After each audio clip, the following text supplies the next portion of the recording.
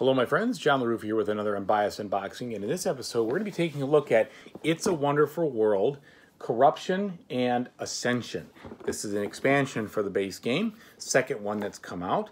Let's take a look at what we've got. The box is a little bigger than that first expansion that I reported on just a little while ago.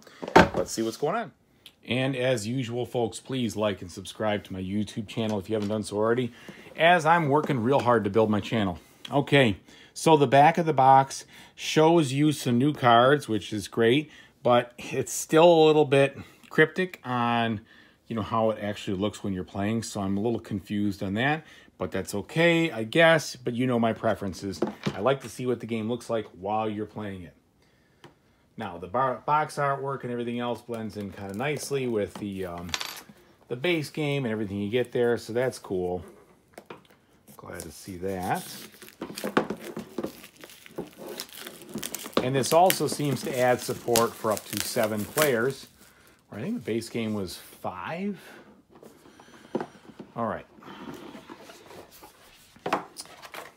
Lots of air in there, but that's okay. I really don't want to use this box anyway. I want to consolidate it into the main game box, so no big deal in that regard for me.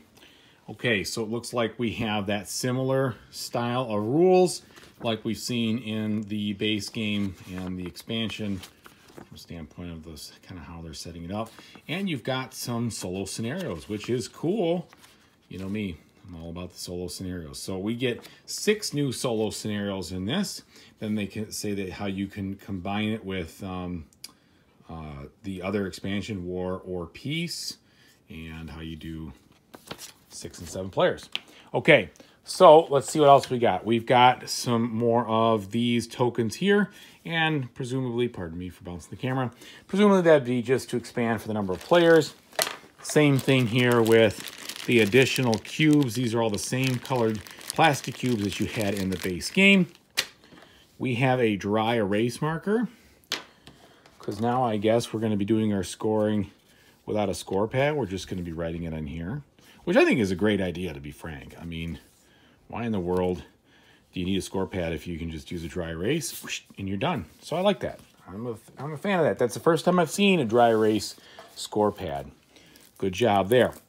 Okay, and then our deck of cards, which I'm going to guess, and they better, be the same quality, size, and feel of the base game, since I believe these get somewhat, maybe they don't get shuffled in, but they certainly get included in what you're actually doing.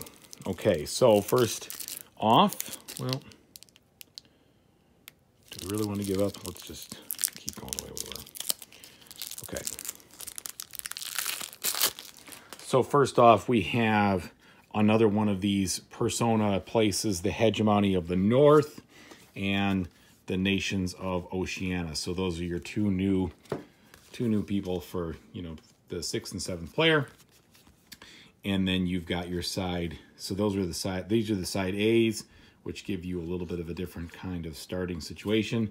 And then the side B's look like everything else. They're just the generic B's. Okay. I was right. It does have the same exact feel and thickness of the base game, which was actually pretty good. Cards are fairly thick, and they're smooth, so no texture there. It doesn't matter to me one way or the texture. It's all about the thickness. These are pretty good. So let's take a look at some of the new cards here. We've got this Border Patrol.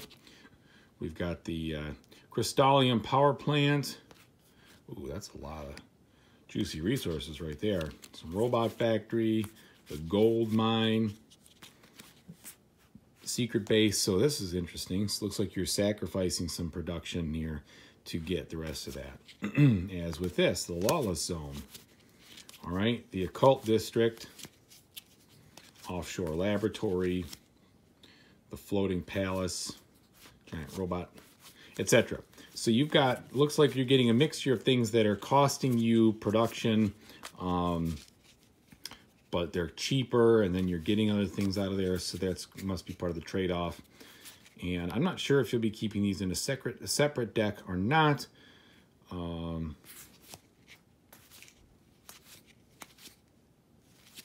there we go. Some really high scoring things here. So 12 times for points based on that, but that's a lot of resources for Utopia. So you look, oops, a second. Looks like we have a lot of different things here. Ooh, 25 points. That's a big one. And I like that because it's a lot of gray. Usually you have an overabundance of gray. At least I do in my play style. Which may not be the best style, but that's neither here nor there. So you can see a lot of different cards there. But there are... they all seem to work in the same way. Pay for them, you can probably trade them in for that, and then you get different things. So I'm not sure if these are going to be in separate decks or how they're going to work, but the background is different, so they will sort out that way. All right, that's about the size of it. Hope you enjoyed this unboxing. Whatever you end up doing, please enjoy playing your next game, and I'll see you soon. Thanks.